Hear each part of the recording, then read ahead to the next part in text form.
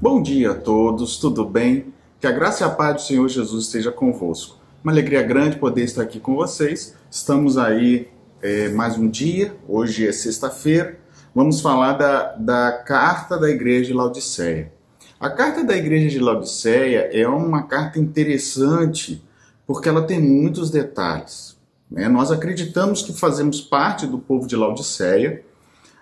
Deus tem uma mensagem específica para Laodiceia. O período de Laodiceia começa desde 1844 até agora, né? De repente até depois da gente, depois desses últimos eventos. E a gente não tem o fim, né? Muita gente pega o texto de Laodiceia para dizer que Deus vai jogar a gente fora, que Deus vai repreender, vai vomitar. E a gente vai entender o que é isso. Eu lembro a vocês que todos os conselhos que Deus deu às igrejas representa de maneira bem especial aquilo que Ele deseja que a gente faça. Então, ele se apresenta, em alguns momentos há ali a repreensão, como Laodiceia tem uma repreensão bem firme, bem dura, bem forte. Dentre elas, inclusive, o vomitar. Mas só que muita gente diz, não, que o Senhor já vomitou, que o Senhor já rejeitou, né? Muita gente aí para procurar outros ministérios, vamos dizer assim, independentes e tal, usa essa expressão para dizer que o Senhor já vomitou, então tem que procurar um outro caminho. Mas o texto de Laodiceia, no final, ele fala, né, que ele vai estar batendo a porta e se abrir, vai comer. Vai comer, vai cear junto. E como é que vai cear junto? Como é que vai comer junto se ele já vomitou? Então, uma coisa que eu quero, antes da gente iniciar propriamente a mensagem, é: o Senhor não rejeitou a nenhum de nós. O Senhor não vomitou, Ele está prestes a fazer. Mas isso não quer dizer que Ele vai fazer, porque no final, o objetivo dele é cear conosco. É entrar na nossa vida. Então, obviamente, há aqueles de Laodiceia que vão aceitar o chamado, a repreensão e vão abrir a porta do coração e o Senhor vai mudar a vida daquela pessoa de Laodiceia e, infelizmente, haverá aqueles que não vão abrir a porta porque Ele está à porta e bate. Não é isso que diz o texto? A gente vai ler isso. Então, é isso que acontece. Uns que vão uns serão rejeitados, aí sim, vomitados, e outros vão receber do Senhor. Agora, não a igreja inteira. Feche seus olhos, vamos fazer uma palavra de oração. Bondoso Deus, Pai querido, estamos aí para meditar um pouquinho sobre Laodiceia, algumas palavras muito importantes ali, mensagens poderosas. Nos ajude a entender mais sobre isso. Te pedimos em nome de Jesus. Amém. Queridos, nos perdoe, né? Porque a gente sempre acaba tentando correr para ganhar tempo. Essas cartas da igreja de Laodiceia das 7 igrejas, são muito profundas. Só a mensagem de hoje, já você poderia decorrer mais, discorrer mais, e não só num dia, apresentar aí uma semana inteira, como as outras mensagens também. Eu quero ler com vocês algumas coisas que eu achei interessantes. Diz assim: ao anjo da igreja de Laodiceia, está em Apocalipse 3, a partir do verso 14. Ao anjo da igreja de Laodiceia escreve: a estas coisas diz o Amém. Palavra Amém. A palavra Amém, queridos, é uma palavra que a gente normalmente fala, né? Que assim seja, verdade, verdadeiramente. E essa palavra, por incrível que pareça, é uma palavra que se tornou universal. Em todos, ou a grande maioria dos idiomas, a palavra amém é amém. É do original em hebraico, mas foi transliterada para o grego, amém. E aí você vê no inglês, no português, em outros idiomas, na grande maioria dos idiomas, a mesma palavra não variou, não teve alteração. Então essa palavra é considerada de maneira universal. E eu quero ler algumas coisas sobre isso, porque o que significa literalmente amém? A palavra amém tem o sentido de apoiar, confirmar, de ser fiel. Ou seja, você está ouvindo alguma coisa e você está confirmando. Aí você fala amém, amém. Não é assim? A gente está ouvindo uma música e aquilo ali você quer confirmar. E tem a ver com fidelidade, tem a ver com adoração. Adoração a Deus. Normalmente essa palavra é religiosa, né? E apoiar, confirmar, ser fiel. Então, olha só. Era o costume que se passou das sinagogas para as reuniões cristãs. Então, era o costume que o povo de Israel tinha, o povo judeu das sinagogas, e passou para reuniões cristãs. A pessoa lia e discursava alguma coisa, né?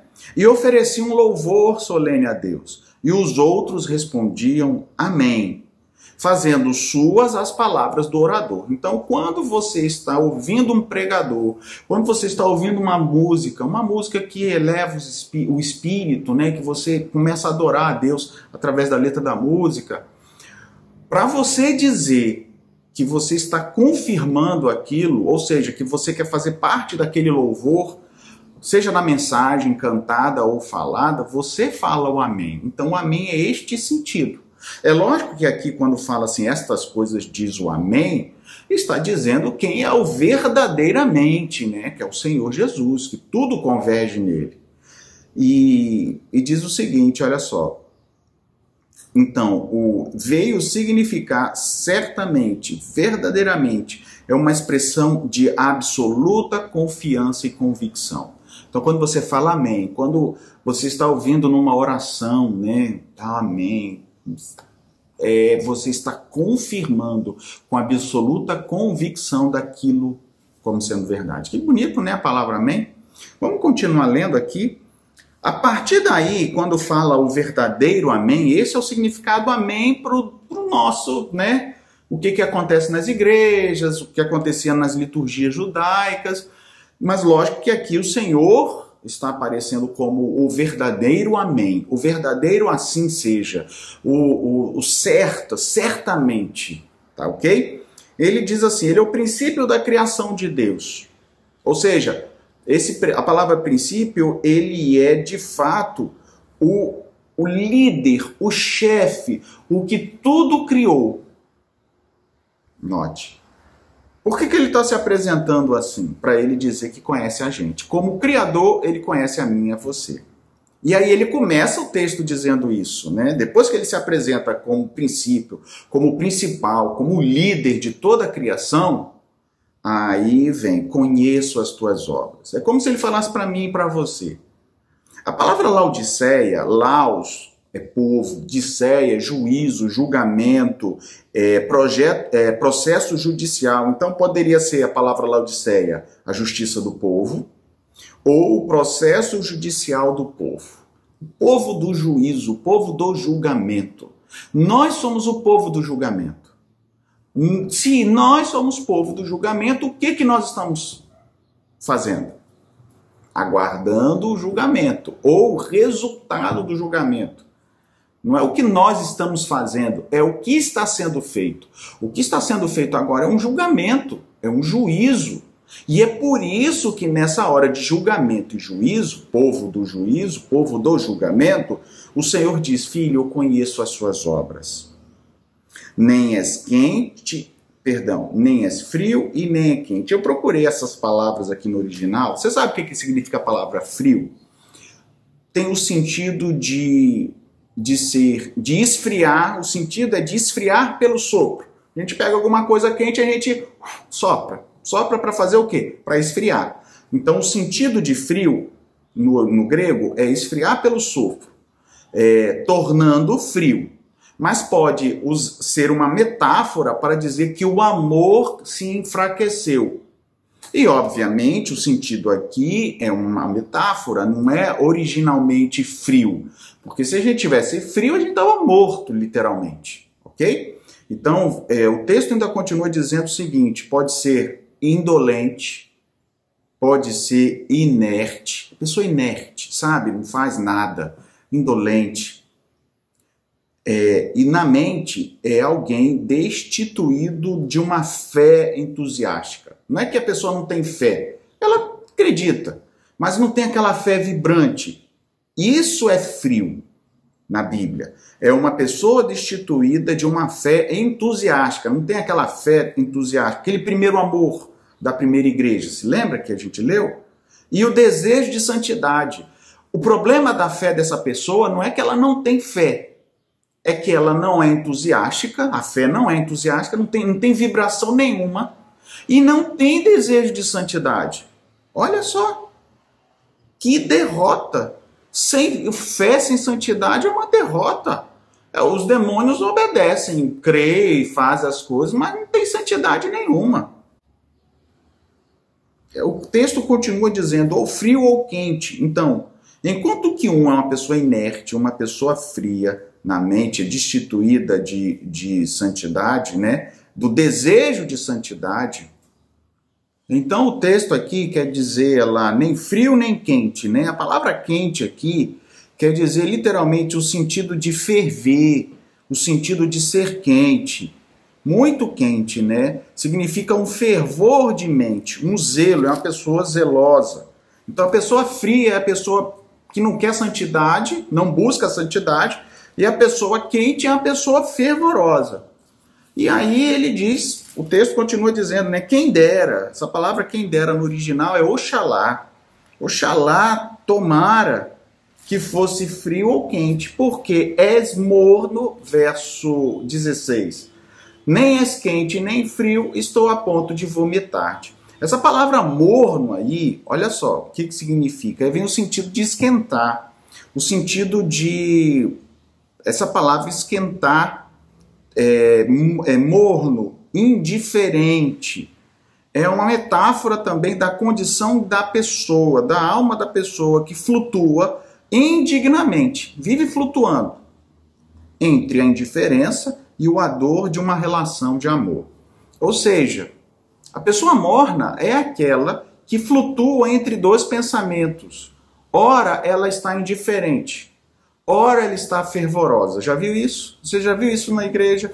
Pessoa fervorosa, pessoa animada e de repente está desanimada. Aí de repente está animada. Depois está desanimada. É isso. Ela não é nenhuma coisa e nem outra. Ela não é fria, que não está buscando santidade, e nem é quente, que é fervorosa. Ela está numa coisa ou outra. Então, chamou para fazer alguma coisa, está lá animada, treinando, cantando, pregando, passando a lição, acontece alguma coisa, eu não quero mais ir na igreja, eu acho que eu vou mudar de igreja, eu vou pedir minha carta, eu vou isso, eu vou aquilo. Isso é ser morno. E aí ele diz, né, é o texto que muita gente usa, estou a ponto de vomitar. Eu procurei o que é isso. A ponto de vomitar é o seguinte, a ideia do sentido, a expectação. Deus está prestes, o sentido é estar prestes, estar pronto a fazer. Deus está pronto a fazer. O quê? Vomitar. Jogar fora. Ele está pronto a fazer. A ideia e o sentido é de uma expectação. Ou seja, vai acontecer. Só que Deus não quer isso que aconteça. Deus não quer isso que aconteça? Talvez vou melhorar. Não é essa a intenção de Deus. Entende? A expectação é que seja vomitado. O texto, ou o sentido da palavra, é que ele estou a ponto. Por isso que fala a ponto. Porque é um sentido de expectação. É como se você fosse esperar. Vai acontecer, vai esperar, vai acontecer. Só que se acontecer isso, o resto do texto não existe. Porque se a gente vai ser jogado fora, o Senhor não vai bater a porta do nosso coração, o Senhor não vai entrar, vai cear conosco, o Senhor não vai nos botar para a gente assentar no trono do Pai Celestial, não vai acontecer mais nada. A gente vai ser literalmente jogado fora. Então, esse é o caminho que vai acontecer. E aí, o Senhor quer mudar isso. Aí ele diz, por que ele está querendo vomitar? Por que ele está querendo vomitar? Ele diz, porque você diz, estou rico e abastado. Essa palavra é rico mesmo, sabe? É ter bastante coisa. Lógico que aqui é o sentido espiritual. Então a gente acredita que está rico espiritualmente. E abastado, esse abastado é ricamente suprido. Então é como se eu dissesse para Deus: Senhor, eu sou rico e eu tenho muita coisa, de maneira espiritual, ou seja, eu sei muito, sabe? Para que esse negócio de fervor? Eu só não quero buscar a santidade. E aí eu fico nesse pensamento de um de outro. E aí eu continuo dizendo, olha, e não preciso de coisa nenhuma, não preciso disso. Não, fazer isso, fazer aquilo outro, ir na igreja assim todo dia, tem culto, não preciso disso. E aí ele continua. Aí o Senhor diz, não sabes. Você não sabes. Você não tem conhecimento pelos sentidos. Você está como se fosse, assim, perdeu os sentidos. Moisés, você não sabe, filho. Mas você é um infeliz. Essa palavra infeliz e a seguinte, é miserável, são duas palavras que é para causar um impacto. Feliz e miserável, é forte. E aí depois ele continua dizendo, aí olha, você é miserável, aí depois diz, sim, pobre, cego e nu. O problema nosso é que nós somos pobres, cegos e nus. Esses são os três problemas que o Senhor vai resolver. Ele, para pobreza, vai comprar ouro, depois para você curar a cegueira, colírio, e usar vestes para cobrir a nudez. Então, os três problemas é a cegueira, é a nudez e pobreza. Nós somos isso. Aí o Senhor orienta o que a gente vai fazer. Mas para a gente despertar, para a gente acordar da mornidão, ele fala duas palavras que é forte. Filho, você é infeliz. Você é miserável. Essa palavra infeliz e miserável, que é aí que é o problema, não é o vomitar. O vomitar é a consequência. A consequência de uma coisa que eu estou fazendo e eu não sei que eu estou fazendo. E aí é uma conversa franca. Aqui é uma conversa do povo com o Senhor. É uma conversa minha com o Senhor. Porque a conversa diz, filho, você diz que está rico, que você não sente falta, você é infeliz. Você é miserável. Então, sabe, uma conversa e aí a pessoa diz, não, você não é isso. Você não é rico, não, você é isso e isso. Aí você toma um choque. Aí ele continua o resto, dizendo, pobre, cego e nu. Esses são os três problemas, pobreza, cegueira e nudez. Mas essa palavra miserável, infeliz, a palavra infeliz tem o sentido de uma balança e experimentar algo. Significa aflito e desgraçado. A palavra infeliz é aflito e desgraçado. É como se o Senhor dissesse, filho, você é infeliz, você está desgraçado. Você está sem a graça. Você foi pesado, ou está sendo pesado na balança e está sendo experimentado e não está dando certo. Ou seja, as nossas ações, somos infelizes e não percebemos, e porque o Senhor tem uma balança e está nos experimentando. E a gente está sendo falho. É isso que quer dizer infelicidade. Por isso é infeliz. Olha quanta gente é infeliz. Quanta gente que diz Senhor, Senhor, mas de fato é infeliz, porque na hora que pesa a vida daquela pessoa, ela está em completo pecado. E a outra palavra é uma palavra mais dura, que é miserável. A palavra miserável é literalmente digno de lástima. Miserável. Essa palavra eu tomei assim um susto, porque é um adjetivo horrível. Eu não quero ser chamado de miserável nem digno de lástima. Mas tem um sentido também de alguém que quer fazer algo. Olha só. Sentido de misericórdia, bondade e boa vontade ao miserável. Ou seja, a palavra significa aflito, Perdão, a palavra significa, aflito é o infeliz, a palavra significa digno de lástima e miserável, mas o sentido é que o Senhor deseja salvar. O Senhor deseja salvar o digno de lástima. Então ele tem o sentido de misericórdia, de bondade, para aquele que não merece a bondade. E aí vem, o Senhor está conversando com a gente e repreendendo a gente para a gente acordar. Às vezes a gente precisa tomar uma sacudida, né? Que é alguém falar para a gente firme, para a gente despertar, porque senão a gente vai perder. Então aqui a gente percebe, a gente vê que essas três coisas, né? Pobreza, cegueira e nudez, o Senhor nos aconselha o que a gente deve fazer. O Senhor fala para a pobreza, resolver o problema da pobreza, comprar ouro refinado pelo fogo.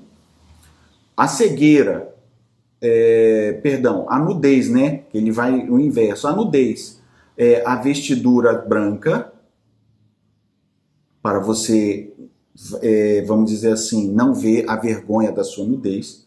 E o colírio para ungires os olhos a fim de que vejas. Quando a gente olha tudo isso, como eu já disse, né, que o colírio serve não para curar a cegueira, mas para aquela cegueira que foi causada por uma sujeira nos olhos ou por aquilo que a pessoa já aprendeu a... Aí o Senhor fala, compra o colírio, compra o ouro, compra isso. Só que essa palavra comprar aí, queridos, me vem à mente, sabe o quê?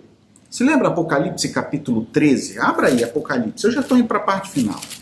Apocalipse capítulo 13, verso 17, diz assim: para que ninguém possa comprar e vender senão quem tem a marca da besta,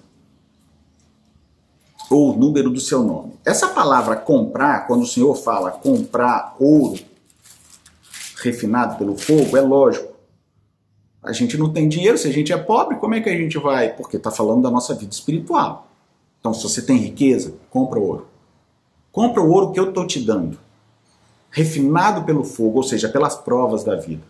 Só que essa palavra comprar é literalmente ir ao mercado.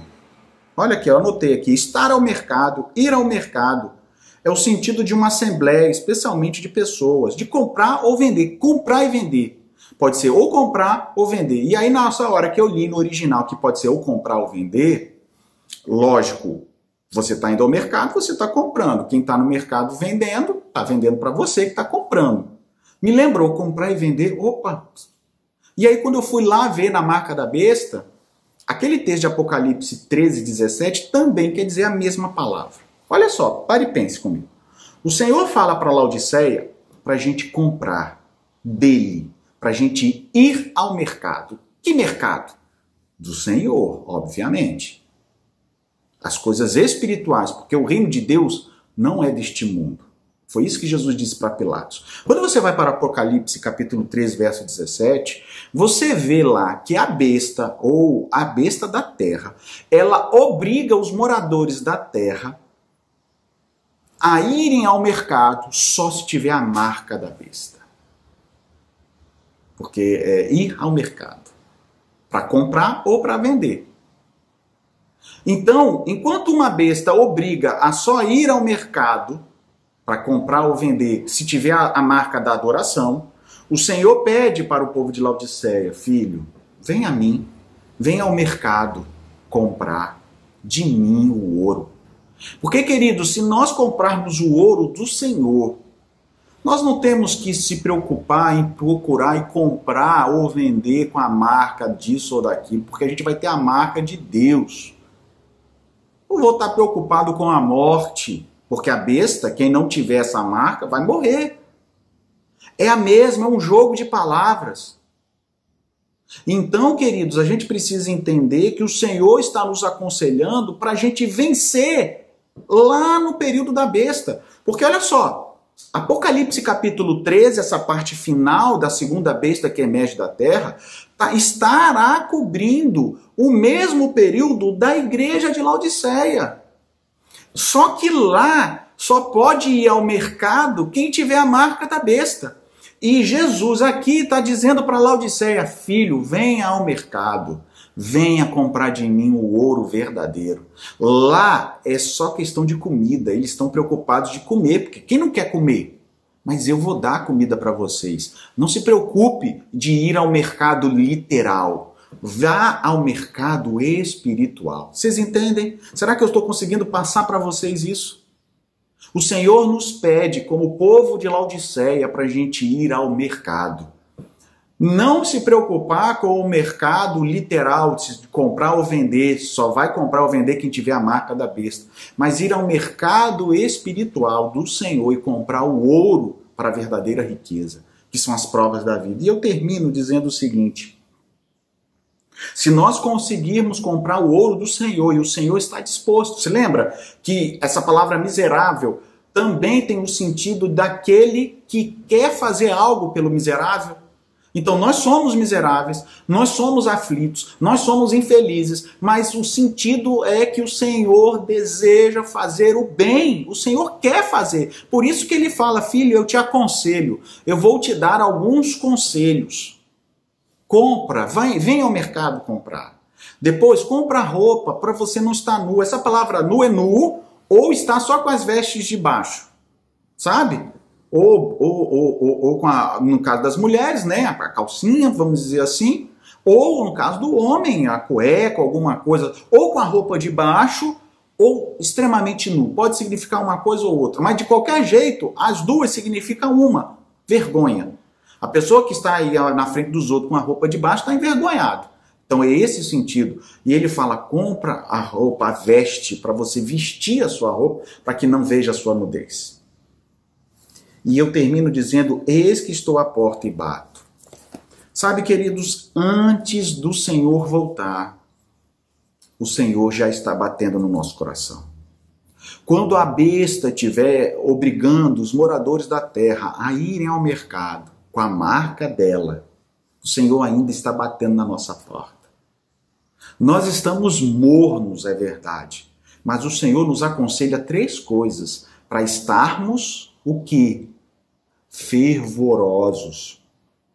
Porque ele continua dizendo: sê, pois, zeloso e arrepende. Eu repreendo e disciplino todos quanto amo. Verso 19, sê, pois, zeloso e arrepende. Essa palavra zeloso é arder em zelo. Arder, ó, arder tem a ver com a quentura que a gente já falou. O Senhor pede: filho, seja quente.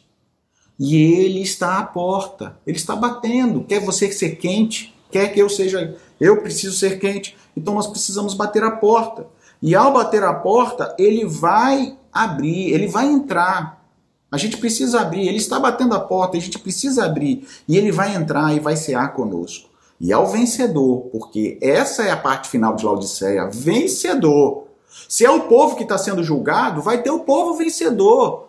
E não o povo jogado fora, vomitado. O vomitado vai ser o joio, não o trigo. Ao vencedor, dar-lhe-ei sentar-se comigo no meu trono. Assim como